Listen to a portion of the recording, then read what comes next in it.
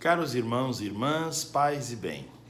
A igreja celebra hoje, dia 24 de janeiro, São Francisco de Sales, bispo e doutor da igreja. Estamos na segunda semana do tempo comum. E o evangelho proposto para hoje é Marcos, capítulo 3, versículos de 13 a 19. O Senhor esteja convosco, Ele está no meio de nós. Proclamação do Evangelho de Jesus Cristo segundo São Marcos. Glória a vós, Senhor. Naquele tempo, Jesus subiu ao monte e chamou os que ele quis, e foram até ele. Então, Jesus designou 12 para que ficassem com ele e para enviá-los a pregar com autoridade, para expulsar os demônios.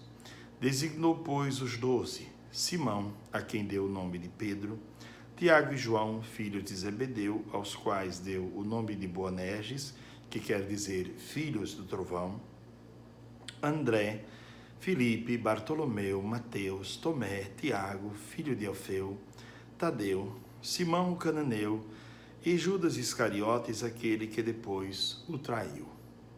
Palavra da salvação, glória a vós, Senhor.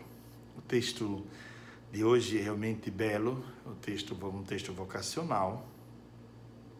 Vamos refleti-lo ponto a ponto. Jesus subiu ao monte. Subir na Bíblia significa estar mais próximo, da divindade. Subir ao monte, quer dizer, rezar. Essa escolha é feita em oração. E subindo ao monte, chamou os que ele quis. Aqui tem um grande mistério. O Papa João Paulo II dizia que toda vocação é dom e é mistério. Porque Deus não chama os mais belos, os mais preparados, os mais santos, os mais puros. Deus chamou os que ele quis. E os critérios são os critérios de Deus e não os nossos. Podemos conferir isso naquela escolha de Davi, quando vieram os outros irmãos e Deus rejeitou um por um e escolheu Davi, aquele que ninguém esperava que fosse escolhido. Ele chamou a si os que ele quis e foram até ele. Então Jesus designou 12. Por que 12? Porque 12 eram as tribos de Israel, para dar uma continuidade ao antigo povo de Israel. Há uma continuidade entre o Antigo e o Novo Testamento. E para que ficassem com ele. Então, o mais importante não é a obra que eles vão fazer só, mas primeiro Jesus quer que eles fiquem com ele. Quer que eles sejam hóspedes do seu coração. Veja que quando Jesus visita Marta e Maria, o erro de Marta é pensar que ela tem o melhor banquete para oferecer a Jesus. O banquete não é dado por Marta, o banquete é dado por Jesus na sala. Maria está aos pés de Jesus, degustando do banquete da palavra, enquanto Marta não compreende que o banquete não é ela que dá, é Jesus que dá. O mais importante não é o que fazemos para Jesus, mas o que fazemos com Jesus, o que fazemos com Ele, ao lado dele. Então ele nos convida primeiro para estar com Ele. Esse é o primeiro convite, não é logo para fazer coisas.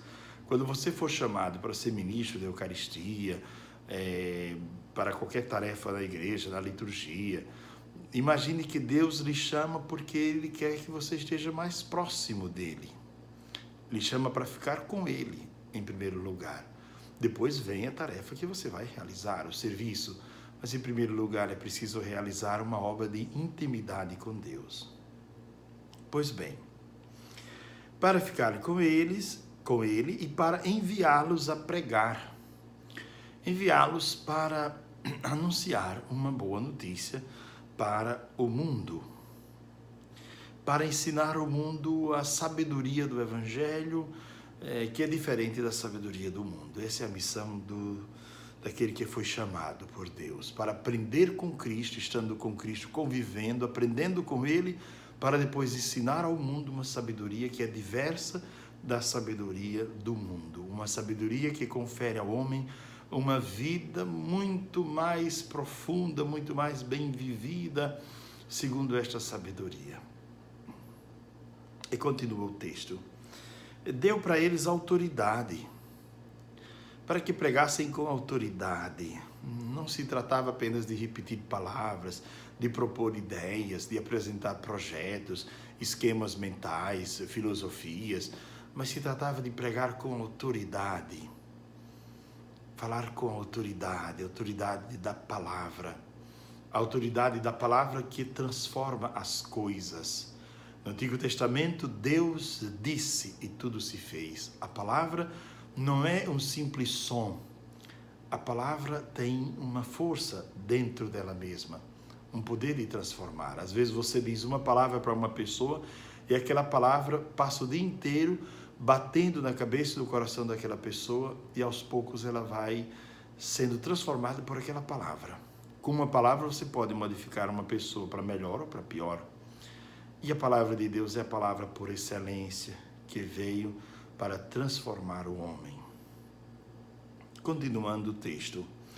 Deu para eles autoridade para expulsar os demônios. Expulsar de onde? Expulsar da vida das pessoas, expulsar das estruturas do mundo, expulsar também até mesmo das estruturas internas da igreja, expulsar o demônio de todos os lugares onde ele possa tentar entrar, onde ele possa tentar se estabelecer. O demônio conhece qual é a porta mais frágil da nossa casa e é por meio desta porta que ele tenta entrar. O demônio conhece a sua vida, conhece a nossa estrutura de vida e conhece qual é a porta que está mais insegura. E ele diz, é por essa que eu vou entrar. Por isso, fortalecer as portas que sentimos que são mais frágeis. Porque é por ali que o demônio tenta entrar. Pela afetividade, pela vida financeira, eu não sei. Cada um se conhece e sabe qual é a porta por onde o demônio vai tentar entrar. Expulsar os demônios. Diz o texto, e designou 12, começando por Simão, a quem deu o nome de Pedro. Por que Jesus mudou o nome de Simão? A palavra Simão vem do mesmo radical de Shemar. Shemar, que significa escutar. Shimon, Shemar. Simão é aquele que escuta a palavra de Deus. É discípulo, mas Jesus diz que não basta que ele escute, é preciso que ele seja Pedro, seja pedra. Que ele manifeste que há nele uma segurança, para dar segurança àqueles que estão ao seu redor, para aqueles que estão confusos. Jesus quer que ele seja uma pedra de sustentação para aqueles que estão vacilantes. Mudar o nome. Na Bíblia, dar o nome, no livro do Gênesis, é exercer poder, mas é também dar uma identidade. Mudar o nome significa mudar a identidade, mudar algo do seu interior, de dentro para fora. É muito interessante isso, não é? Deu a Adão o poder de designar e dar nome às coisas no Antigo Testamento. Então Jesus muda o nome de Simão para Pedro, Shimon, aquele que escuta, para Pedro, pedra. E depois muda o nome dos outros, de alguns outros também. Muito bem. Caros irmãos e irmãs, mais adiante o texto mostra, designa todos os apóstolos chamados pelo nome e mostra a diversidade, para dizer que na nossa comunidade há uma diversidade de pessoas, cada uma cumprindo o seu papel, cumprindo a sua missão, cada uma fazendo aquilo para a qual Deus a chamou. Não é que Deus chama, como dizia Santo Agostinho, os mais preparados. Deus prepara os que Ele chama. Deus dá condições para que a pessoa faça o seu papel e sirva à comunidade. Gostaria de concluir a nossa reflexão de hoje com duas declarações de amor de dois chamados por Deus. Um é Santo Antônio.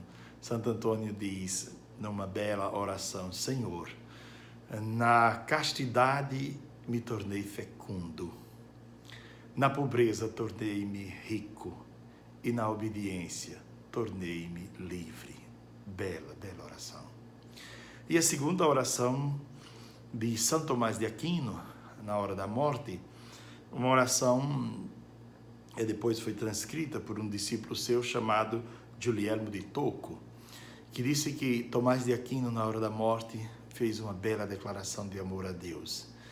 Ele se ajoelhou para receber a comunhão pela última vez e disse: Senhor, em teu nome eu vivi, em teu nome eu estudei, em teu nome eu fiz todas as coisas que fiz por amor a ti. E aí, depois dessa declaração bela de amor, ele faz uma oração pedindo perdão a Deus por qualquer falta cometida e se encontra com Deus na eternidade. Somos chamados a viver uma vida de amor com Deus, uma amizade bela, uma amizade transfigurada com Cristo. E viver uma amizade e um amor que cresce a cada dia, que se renova a cada dia e que é fiel até o final, como foram fiéis os santos, sobretudo os dois que eu citei agora para ilustrar, Santo Antônio e São Tomás de Aquino. Santo anjo do Senhor, meu zeloso guardador, pois que te me confiou a piedade divina, sempre me rege, me guarde, governe e ilumine. Amém. Que o Senhor nos abençoe e nos guarde, nos preserve de todos os males hoje e sempre. Abençoe-nos pela intercessão dos apóstolos São Pedro e São Paulo, da bem-aventurada sempre Virgem Maria e dos arcanjos São Miguel, São Gabriel e São Rafael. Abençoe-nos o Pai, o Filho e o Espírito Santo. Amém. Tenham todos um ótimo dia e lembremos deste Evangelho. Somos chamados não para viver de qualquer jeito, mas para viver na companhia de Cristo, para viver na amizade com Ele, para viver na amizade com a sabedoria. Pensemos sobre isso no dia de hoje. Tenham todos um abençoado dia, que a paz do Senhor permaneça convosco. Amém.